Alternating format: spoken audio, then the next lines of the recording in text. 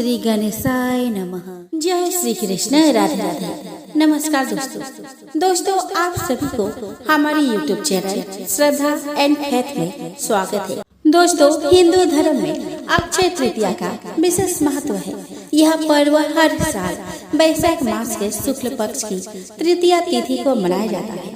वही इस दिन अबूझ मुहूर्त होता है, मतलब आप बिना मुहूर्त देखे इस दिन कोई शुभ कार्य कर सकते हैं। साथ ही इस दिन सोना चांदी और कोई भी नया सामान खरीदने का खास महत्व शास्त्रों में बताया गया है। आपको बता दें कि इस साल अक्षय तृतीया का पर्व 10 मई शुक्रवार को मनाया जाएगा। मान्यता है कि अक्षय तृतीया के शुभ मुहूर्त में किए गए हर कार्य में सफलता प्राप्त होती है। वही इस दिन रवि योग भी बन रहा है, जिसमें पूजा करने का 2 गुना फल प्राप्त होता है। अक्षय तृतीया पर माँ लक्ष्मी की पूजा करना बेहद शुभ माना जाता है। वही शास्त्रों के अनुसार इस दिन भगवान विष्णु के परशुराम अवतार का जन्म हुआ था। अक्षय तृतीया के दिन ही युधिष्ठिर को कृष्ण जी ने अक्षय पात्र दिया था, जिसमें कभी भी भोजन समाप्त नहीं होता था। इस दिन दान करने से अक्षय पुण्य की प्राप्ति होती है। वही इस दिन को शास्त्रों में अबूझ मुहूर्त की संज्ञा दी है, मतलब इस दिन विवाह, गृह प्रवेश, वाहन खरीदारी, सगाई या कोई अन्य शुभ काम किया जा सकता है। वही अक्षय तृतीया के दिन एकाक्षी नारियल, दक्षिणवर्ती संत और शिवलिंग खरीद कर घर लाना बेहद शुभ माना जाता है। दोस्तों, अक्षय तृतीया पर गरीबों की मदद करना भी बेहद शुभ माना जाता है। ऐसा कहा जाता है कि इस दिन जरूरतमंदों को छाता, घड़ा, गुड़, सत्तू, चप्पल, खाट आदि का दान करने से आर्थिक मुश्किलें समाप्त होती है, साथ ही कर्ज से मुक्ति मिलती है। दरअसल इस दौरान ग्रीष्म ऋतु की शुरुआत हो चुकी है, इसीलिए इन सभी चीजों का दान करना चाहिए, क्योंकि ऐसा करने से भगवान विष्णु के साथ माता लक्ष्मी भी प्रसन्न होती है। दोस्तों, हिंदू धर्म में अक्षय तृतीया के दिन व्रत रखने की परंपरा है। जो व्यक्ति इस दिन व्रत रखते हैं वे सूर्योदय से पहले स्नान कर पीले वस्त्र धारण करें। इसके बाद अपने घर के मंदिर में भगवान विष्णु की प्रतिमा को गंगा जल से स्नान कराने के बाद पंचामृत से स्नान करवाएं। पुनः गंगा जल से स्नान करवाएं। आप भगवान विष्णु की प्रतिमा पर तुलसी और पीले फूलों की माला अर्पित करें।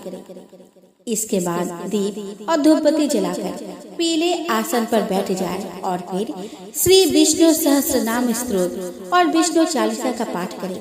इसके बाद भगवान विष्णु जी की आरती करें। इस दिन धन प्राप्ति के लिए देवी लक्ष्मी के मंत्र ओम महालक्ष्मी च विद्महे विष्णु पत्नी च धीमहि तन्नो लक्ष्मी प्रचोदयात् का जप करें। दोस्तों, अक्षय तृतीया के दिन कलश पूजन करने का भी विशेष महत्व है। धार्मिक मान्यता के अनुसार इस दिन बिना कलश के की गई पूजा अधूरी मानी जाती है। कलश अक्षय तृतीया पर संकल्प का प्रतीक है। अक्षय तृतीया के दिन स्नान करने के बाद कलश में पानी भरे, फिर उसे आम के पत्तों से सजाए और उसके ऊपर किसी पात्र में अनाज को रखे और स्वस्ति का चिन्ह बनाए। इस दौरान कलश स्थापना मंत्र कलशस्य मुखे विष्णु कंठे रुद्र समाश्रिता मूले तस्य स्थितो ब्रह्मा मध्य मात्र गणास्मिता का जप करें। इस विधि से कलश पूजन करने से वर्ष भर संकट नहीं आते और घर में खुशहाली रहती है। दोस्तों, मान्यता है कि भगवान कृष्ण की वजह से द्रौपदी को अक्षय कलश की प्राप्ति हुई थी। मान्यता के अनुसार भगवान कृष्ण के पद चिन्हों में कलश की आकृति उभरती है, इसीलिए आज भी वृंदावन में इस तिथि पर वहां पादुका के दर्शन होते हैं। इसी दिन सागर मंथन की शुरुआत भी हुई थी। उसमें से निकलने वाला अमृत कलश पात्र में ही भरा था। कहते हैं कि कलश में 33,000 करोड़ देवी देवताओं का वास होता है। अक्षय तृतीया के दिन ही राजा जनक को माता सीता हल जोतते वक्त कलश में मिली थी। आइए दोस्तों, अब हम श्रवण करें अक्षय तृतीया की पावन व्रत कथा। तो दोस्तों, अक्षय तृतीया की एक कथा के अनुसार प्राचीन काल में धर्मदास नामक वैश्य था। धर्मदास अपने परिवार के साथ एक छोटे से गांव में रहता था। वह बहुत ही गरीब था। वह हमेशा अपने परिवार के भरण पोषण के लिए चिंतित रहता था। उसके परिवार में कई सदस्य थे। धर्मदास बहुत धार्मिक प्रवृत्ति का व्यक्ति था। उसका सदाचार तथा देव एवं ब्राह्मणों के प्रति उसकी श्रद्धा अत्यधिक प्रसिद्ध थी। अक्षय तृतीया व्रत के महात्म्य को सुनने के पश्चात उसने अक्षय तृतीया पर्व के आने पर सुबह जल्दी उठकर गंगा में स्नान करके विधि पूर्वक देवी देवताओं की पूजा की। व्रत के दिन सामर्थ्य अनुसार जल से भरे घड़े, पंखे, जौ, सत्तू, चावल, नमक, गेहूँ, गुड़, घी, दही, सोना तथा वस्त्र आदि वस्तुएं भगवान के चरणों में रखकर ब्राह्मणों को अर्पित की। यह सब दान देखकर धर्मदास के परिवार वाले तथा उसकी पत्नी ने उसे रोकने की कोशिश की। उन्होंने कहा कि अगर धर्मदास इतना सब कुछ दान में दे देगा तो उसके परिवार का पालन पोषण कैसे होगा। फिर भी धर्मदास अपने दान और पुण्य कर्म से विचलित नहीं हुआ और उसने ब्राह्मणों को कई प्रकार का दान दिया।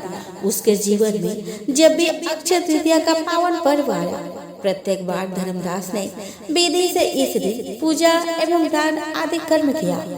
अनेक रोगों से ग्रस्त तथा वृद्ध होने के उपरांत भी उसने उपवास करके धर्म कर्म और दान पुण्य किया। यही वैश्य दूसरे अगले जन्म में कुशावती का राजा हुआ। मान्यता है कि अक्षय तृतीया के दिन किए गए दान पुण्य और पूजन के कारण वो अपने अगले जन्म में बहुत धनी एवं प्रतापी राजा बना। वो इतना धनी और प्रतापी राजा बना कि त्रिदेव तक उसके दरबार में अक्षय तृतीया के दिन ब्राह्मण का वेश धारण करके उसके महायज्ञ में शामिल होते थे। अपनी श्रद्धा और भक्ति का उसे कभी घमंड नहीं हुआ। वो प्रतापी राजा महान एवं वैभवशाली होने के बावजूद भी धर्म मार्ग से कभी विचलित नहीं हुआ। माना जाता है कि यही राजा आगे के जन्मों में भारत के प्रसिद्ध सम्राट चंद्रगुप्त के रूप में पैदा हुए थे। दोस्तों, प्राचीन काल में ब्रज के लोगों का मुख्य व्यवसाय गोचारण ही था। इसीलिए मुख्य व्यवसाय से संबंधित कुछ बजनाई भी थी। अब इसे बजनाई कहे। यह सामाजिक नियम बालक का जब तक मुंडन नहीं हो जाता तब तक उसे जंगल में गाय चराने नहीं जाने दिया जाता। अब तो हम काफी आधुनिक हो गए हैं, या यूँ कह सकते हैं कि अपने जड़ों से दूर हो गए हैं। नहीं तो हमारे यहाँ भी बालक को मुंडन के पहले ऐसी वैसी जगह जाने नहीं दिया जाता था।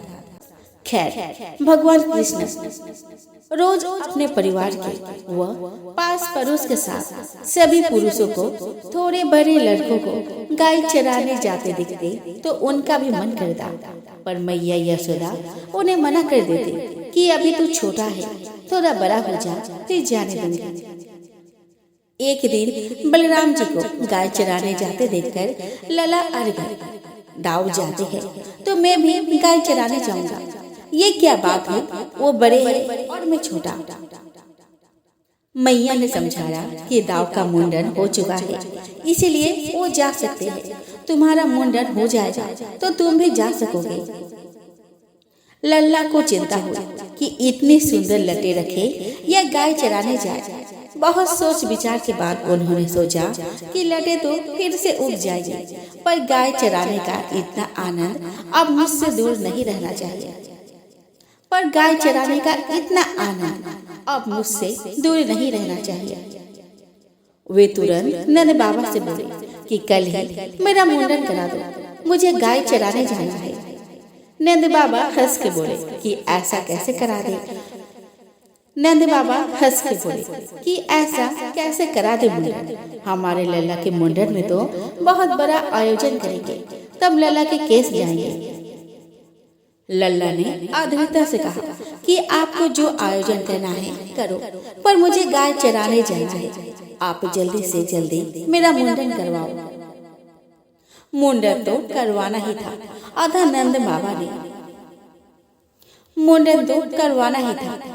नंद बाबा ने गर्गाचार्य से लला के मुंडन का शुभ मुहूर्त निकलवाने का आग्रह किया। निकट में अक्षय तृतीया का दिन शुभ था, इसीलिए उस दिन मुंडन का आयोजन तय हुआ। आसपास के सभी गांवों में न्योता बांटे गए। हर्षोल्लास से कई तैयारियां की गई। आखिर आयोजन का दिन आ ही गया। आसपास के गांव के हजारों अतिथियों की उपस्थिति में भव्य आयोजन हुआ, मुंडन हुआ। और मुंडन होते ही लला मैया से बोली कि मैया मुझे कलेवा दो, मुझे गाय चराने जाना है। मैया थोड़ी नाराज होते हुए बोली कि इतने मेहमान आए घर में तुम्हें देखने, और तुम हो कि इतनी गर्मी में गाय चराने जाना है। थोड़े दिन रुको, गर्मी कम पड़ जाए तो मैं तुम्हें दाव के साथ भेज दूंगी। लला भी अड़ गई कि ऐसा थोड़ी होता है, मैंने तो गाय चराने के लिए ही मुंडन कराया था, नहीं तो मैं इतनी सुंदर लटों को काटने देता क्या। मैं कुछ नहीं जानता, मैं तो आज और अभी ही जाऊंगा गाय चराने। मैया ने नंद बाबा को बुलाकर कहा कि लला मान नहीं रहा, थोड़ी दूर तक आप इसके साथ ही आइए, इसका मन भी बहल जाएगा, क्योंकि इस गर्मी में इसे दाव के साथ या अकेले तो भेजोगे नहीं। नंद बाबा सबको छोड़कर निकले। लल्ला भी पूरी तैयारी के साथ छड़ी, बंसी, कलेवे की पोटली लेकर निकल गए और एक बच्चिया को भी ले ली, जिसे हुड़ कर घेर कर वो अपने मन में ही बहुत खुश हो रहे थे कि आखिर मैं बड़ा हो भी गया। बचपन में सब बड़े होने के पीछे भागते हैं कि हम कब बड़े होंगे, और आज हम बड़े सोचते हैं कि हम बालक ही रहते तो कितना अच्छा होता। खैर गर्मी भी बैसाख माह की थी और ब्रज में तो वैसे भी गर्मी प्रचंड होती है। थोड़ी ही देर में बालक श्री कृष्ण गर्मी से बेहाल हो गए, पर अपने जिद के आगे हार कैसे मानते। बाबा को कहते कहते कि थक गया हो, अब घर ले चलो। चलते रहे। मैया होती तो खुद समझ के लला को घर ले आती, पर संग में बाबा थे, वे भी चलते रहे। थोड़ी ही दूर ललिता जी और कुछ अन्य सखियां मिली। देखते ही लला की हालत समझ गई। गर्मी से कृष्ण का मुख लाल हो गया था, सिर पर बाल भी नहीं थे, इसीलिए लला पसीना पसीना हो गए थे। उन्होंने नंद बाबा से कहा कि आप इसे हमारे पास छोड़ जाओ, हम इसे कुछ देर बाद नंदालय में पहुंचा देंगे। नंद बाबा को रवाना कर वो लल्ला को निकट ही अपने कुंज में ले गए। उन्होंने बालक कृष्ण को कदम की शीतल छाया में बैठाया और अपनी अन्य सखी को घर से चंदन, खरबूजे के बीज, मिश्री का पका बूरा, इलायची, मिश्री आदि लाने को कहा। सभी सामग्री लाकर उन सखियों ने प्रेम भाव से कृष्ण के तन मन पर चंदन की गोटियां लगाई और सिर पर चंदन का लेप किया। कुछ सखियों ने पास में ही बोरे और खरबूजे के बीज के लड्डू बना दिए और इलायची को पीसकर मिश्री के रस में मिलाकर शीतल शरबत तैयार कर दिया और बालक कृष्ण को प्रेम पूर्वक आरोगाया। साथ ही ललिता जी लला को पंखा झलने लगी। यह सब आरोप कर लला को नींद आने लगी तो ललिता जी ने उन्हें वही सोने को कहा और स्वयं उन्हें पंखा झलती रही। कुछ देर आराम करने के बाद लला उठी और ललिता जी उन्हें नंदालय छोड़ दी। आज ही अक्षय तृतीया के दिन प्रभु को ललिता जी के भाव से बीज के लड्डू और इलायची का शीतल शरबत आरोगाई जाती है और वह विशेष रूप से केसर मिश्रित चंदन की गोटियां लगाई जाती है। लला ने गर्मी में गाय चराने का विचार त्याग दिया था। औपचारिक रूप से श्री कृष्ण ने गोचारण उसी वर्ष गोपाष्टमी के दिन से प्रारंभ किया और इसी दिन से उन्हें गोपाल कहा जाता है। वर्ष में एक यही दिन ऐसा होता है जब बीज के लड्डू अकेले श्री जी को आरोगाए जाते हैं। अन्यथा अन्य दिनों में बीज के लड्डू के साथ चिरौंजी के लड्डू भी आरोगाए जाते हैं। दोस्तों, पूर्व काल में कनौज नामक नगर में गाधी नामक राजा राज्य करते थे। उनकी सत्यवती नाम की एक अत्यंत रूपवती कन्या थी। राजा गाधी ने सत्यवती का विवाह भृगुनंदन ऋषि के साथ कर दिया था। सत्यवती के विवाह के पश्चात वहां भृगु जी ने आकर अपने पुत्र वधु को आशीर्वाद दिया और उससे वर मांगने के लिए कहा। इस पर सत्यवती ने ससुर को प्रसन्न देखकर उनसे अपने माता के लिए एक पुत्र की याचना की। सत्यवती की याचना पर भृगु ऋषि ने उसे 2 चरु पात्र देते हुए कहा कि जब तुम और तुम्हारी माता ऋतु स्नान कर चुकी हो तब तुम्हारी माँ पुत्र की इच्छा लेकर पीपल का आलिंगन करे और तुम उसी कामना को लेकर गुल्लर का आलिंगन करना। फिर मेरे द्वारा दिए गए इन चरुओं का सावधानी के साथ अलग अलग सेवन कर लेना। इधर जब सत्यवती की माँ ने देखा कि भृगु जी ने अपने पुत्र वधु को उत्तम संतान होने का चरु दिया है, तो अपने चरु को अपने पुत्री के चरु के साथ बदल दिया और इस प्रकार सत्यवती ने अपने माता वाले चरु को सेवन कर लिया। योग्य शक्ति से भृगु जी को इस बात का ज्ञान हो गया और वे अपने पुत्र वधु के पास आकर बोले कि हे पुत्री, तुम्हारी माता ने तुम्हारे साथ छल करके तुम्हारे चरु का सेवन कर लिया है, इसीलिए अब तुम्हारी संतान ब्राह्मण होते हुए भी क्षत्रिय जैसा आचरण करेंगे और तुम्हारी माता की संतान क्षत्रिय होकर भी ब्राह्मण जैसा आचरण करेगा। इस पर सत्यवती ने भृगु जी से विनती की कि आप आशीर्वाद दें कि मेरा पुत्र ब्राह्मण का ही आचरण करे, भले ही मेरा पौत्र क्षत्रिय जैसा आचरण करे। भृगु जी ने प्रसन्न होकर उसकी विनती स्वीकार कर ली। समय आने पर सत्यवती के गर्भ से जमदग्नि का जन्म हुआ। जमदग्नि अत्यंत तेजस्वी थे। बड़े होने पर उनका विवाह प्रसेनजित की कन्या रेणुका से हुई। रेणुका से उनके 5 पुत्र हुए, जिनके नाम थे रुक्मवान, सुखेन, वसु, विसुवानस और परशुराम। एक बार रेणुका सरिता स्नान के लिए गई। दिव्य योग से चित्ररथ भी वहाँ पर जल क्रीड़ा कर रहा था। चित्ररथ को देखकर रेणुका का चित्त चंचल हो उठा। इधर जमदग्नि को अपने दिव्य ज्ञान से इस बात का पता चल गया। इससे क्रोधित होकर उन्होंने बारी बारी से अपने पुत्रों को अपनी मां का वध करने की आज्ञा दी। रुक्मवान, सुखेन, वसु और विसुवानस ने माता के मोहवश अपने पिता की आज्ञा नहीं मानी, किंतु परशुराम ने पिता का आज्ञा मानते हुए अपने मां का सिर काट डाला।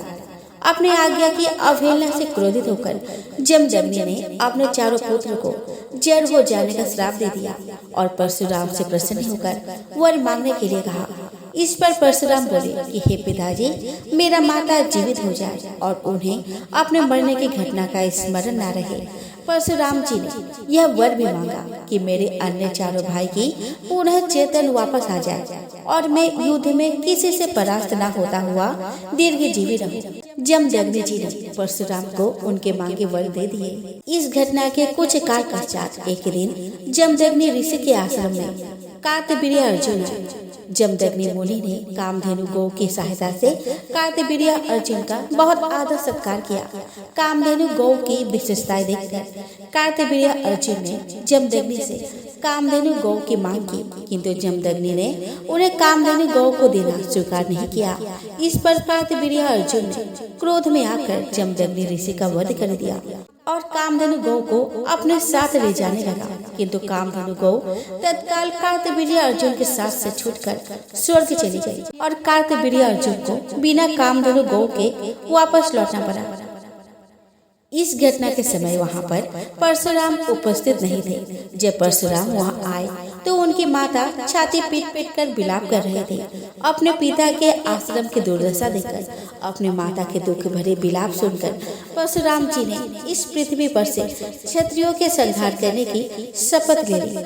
पिता का अंतिम संस्कार करने के पश्चात परशुराम ने कार्तवीर्य अर्जुन से युद्ध करके उसका वध कर दिया। इसके बाद उन्होंने इस पृथ्वी को 21 बार क्षत्रियों से रहित कर दिया और उनके रक्त से समंत पंचक क्षेत्र में 5 सरोवर भर दिए। अंत में महर्षि ऋचिक ने प्रकट होकर परशुराम को ऐसा घोर कृत्य करने से रोक दिया। अब परशुराम ब्राह्मणों को सारी पृथ्वी का दान कर महेंद्र पर्वत पर तप करने हेतु चले गए।